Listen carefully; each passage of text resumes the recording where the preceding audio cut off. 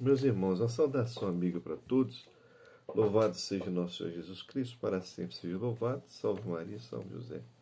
Hoje eu vim com um tema sobre a religiosidade, especialmente católica, porque no calendário antigo, no dia 29, nós comemoramos o dia de São Francisco de Sales. Mas na liturgia atual, nós tivemos a graça de termos a homenagem e a lembrança do santo, me parece que ontem.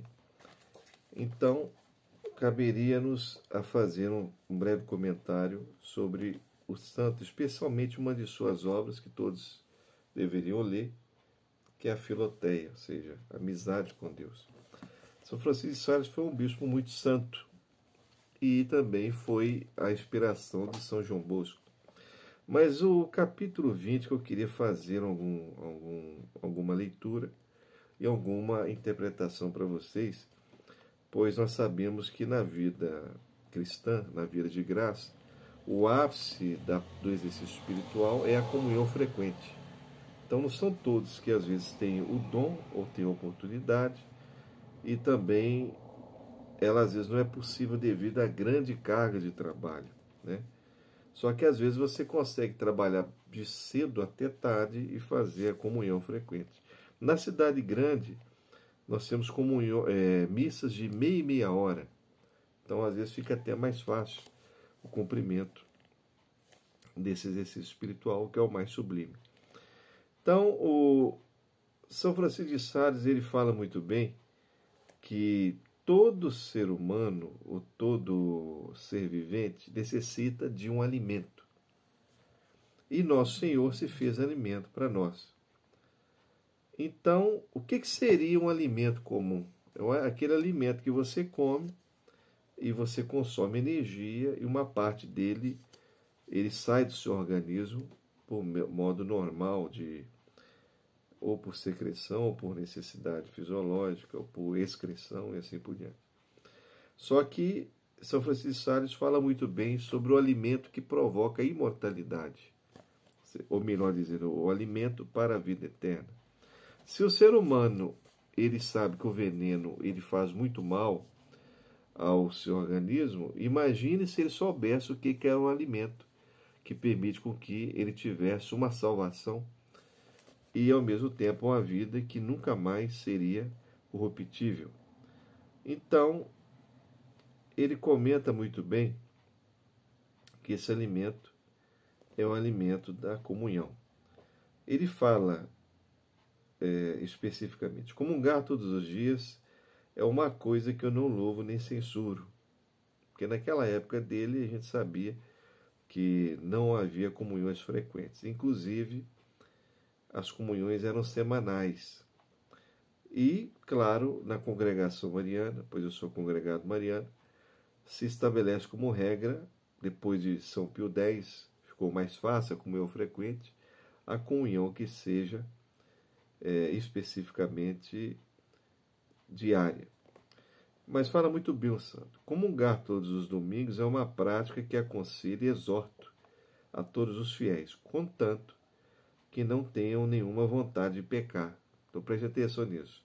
Ele fala os domingos, mas uma condição sine qua non para o católico comungar todo dia é também ter nojo ao pecado. Então, se você tem um pecado que você costuma praticar, ou alguns que você não consegue evitar, para você conseguir vencê-los, é fundamental a comunhão, ou a mais frequente, ou, se possível, a diária.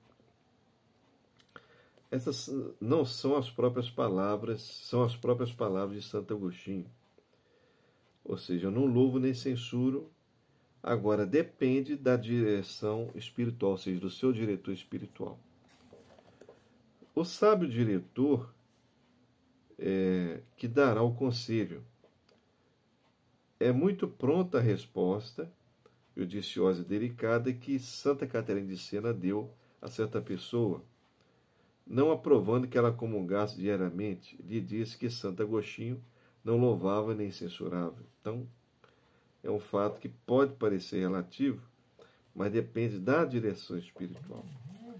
E ele fala mais à frente com muita contundência, levar uma vida devota, devem comungar ao menos uma vez por mês, isso naquela época. Se souberes proceder com prudência, nem pai, nem mãe, nem marido, nem mulher pedirão tua comunhão frequente, pois a comunhão em ponto algum te fará descuidar dos deveres de teu estado.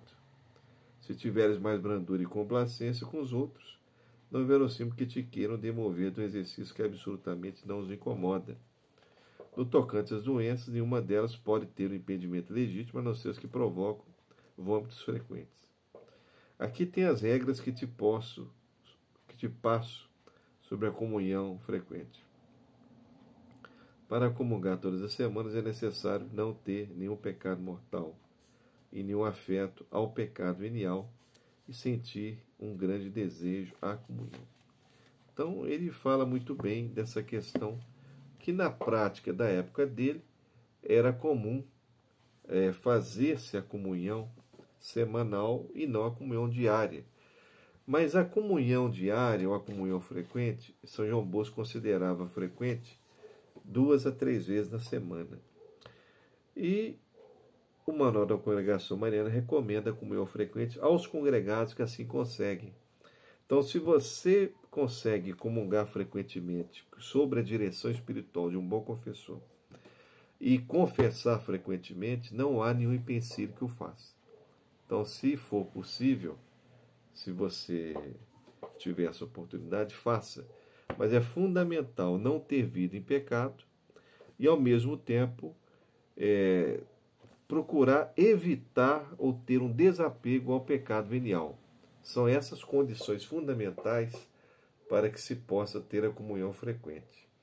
Numa outra parte, o próprio santo dizia que quem é muito pecador que se confessou, era interessante que fizesse a comunhão frequente semanal, ou com mais frequência. Para quê? Para evitar aquelas ânsias de pecado.